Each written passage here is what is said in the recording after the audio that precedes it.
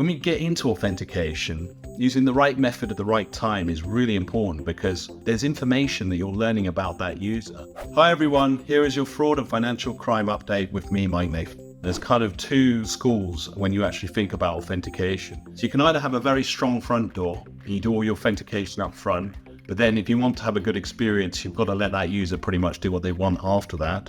Or you do your authentication at the point of no return, i.e. the money probably going to leave that banking organization. It doesn't make sense to send people 7 different OTPs in a single internet session, because why are they expecting a different result? So just say you've integrated some technology to see if there's a SIM swap. And a SIM swap is when a fraudster has called up a telco organization, asked for a new SIM, they receive that new SIM, they pop it in, and then they start using that as the new number. When a fraudster does a SIM swap fraud, what they're really doing is hacking people's telco details, and then the OTP goes to them rather than the customer. And the consumer only ever finds out when the phone stops working. They call the telco and say, my phone stopped working. And they're like, well, you requested a new SIM 3 days ago. And then they're like, no, I didn't. And then that's when you realize that you've been defrauded.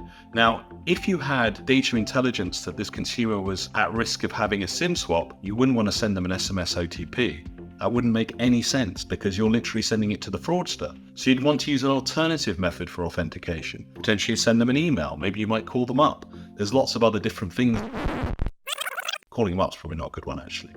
You would potentially send them an email, or maybe another authentication method, such as a push notification, because you don't want to tip off the fraudster, number one. You don't want it to be sent to the fraudster, number two, in terms of that OTP. So using the right authentication method at the right time becomes really important. And how you authenticate your users. I'm personally a firm believer that the best form of authentication is passive authentication. That's when you authenticate the user without them knowing. Maybe that's using the device and actually binding that device to that particular user so that that device becomes an authenticator. Maybe it's looking at these behaviors and static data information to actually authenticate that user, and then they go down the lower friction path. Really what you want to do is do risk-based authentication at all times. Rather than blanket OTPs on every user, penalizing every single one in the same way, there should be 3 sections of your risk that you're kind of looking at.